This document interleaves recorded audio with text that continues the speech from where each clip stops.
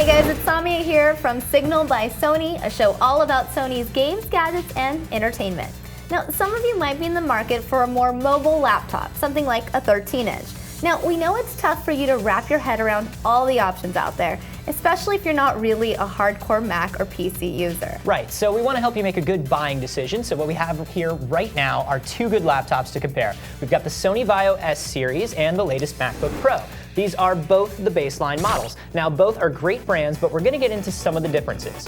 First, a couple similarities, actually. In both computers, the processing power is the same. Okay, so both have a 2.3 gigahertz Intel Core i5 processor and 4 gigs of RAM.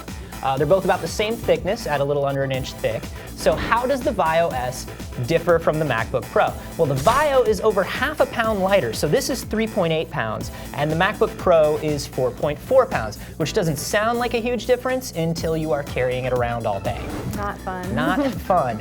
You get more storage with the standard Vaio S. The baseline model comes with 500 gigs, while the baseline MacBook Pro only comes with 320 gigs. Which is really important. It's really important. You never think about it when you're buying it, but once you get your computer, literally like a month or two later, crap, I filled it up. Yeah, pictures, music, movies, everything just takes up space, you know? Now, here's the thing. Neither computer actually gets kudos for a high-resolution screen.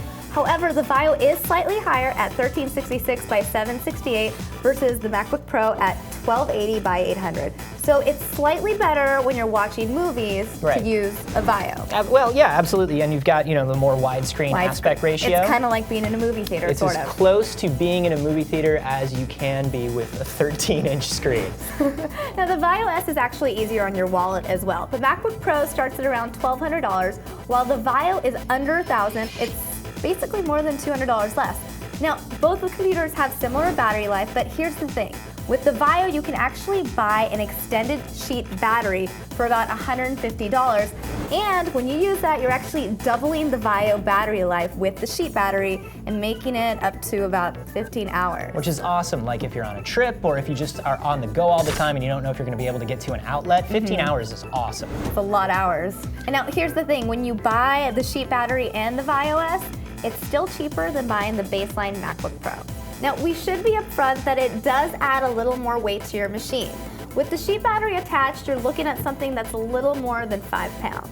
All right, other differences with the Mac. You know, some might prefer the OS and interface. Obviously, Mac OS is only on Macs, Windows is only on PCs. Others may prefer the design touches, like the magnetic AC adapter. And there's been some buzz over the MacBook Pro's new high-speed Thunderbolt connection for it, right? Which is a great technology, but you're gonna find that there aren't a lot of Thunderbolt peripherals out there just yet. The Vaio S includes USB 3.0, which the Mac doesn't, and that's over double the transfer rate of USB 2.0. Finally, Mac computers tend to have a reputation for being the go-to computer for multimedia stuff, right? But what you might not be aware of is that both the MacBook Pro and the Vaio S have the exact same integrated graphics card.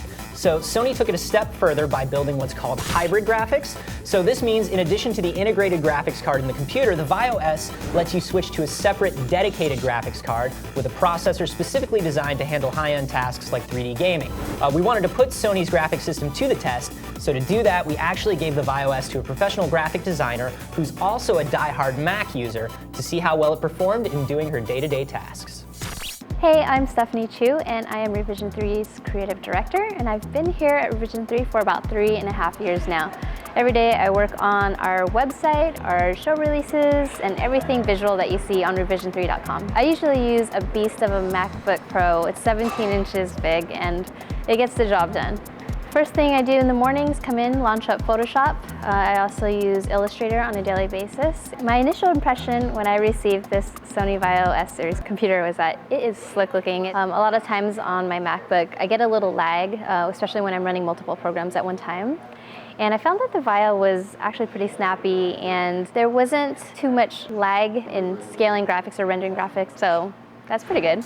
Being a big gamer, I got to play around with the Vaio S Series myself, and it was a really good experience for me. The Vaio S isn't really positioned as a gaming laptop, but most smaller laptops like this don't have a dedicated graphics card. And having a dedicated graphics card is super important in a gaming rig. The other thing you want to be aware of if you want to play games on your computer is that there are way more games available for the PC than the Mac platform. Just a truth. I'm just putting it out there. Real talk right Real there. talk, man. So there you have it, a spec-to-spec comparison of the two laptops plus a couple of informed opinions. Hopefully we helped you understand the differences so you can figure out which one is right for you. And if you want to know more about the Vaio S, you can get more details on the Sony website. To watch more Signal, just go to sony.com/signal or youtube.com/signal where you can leave a comment. For now, this is Anthony Insomnia signing off.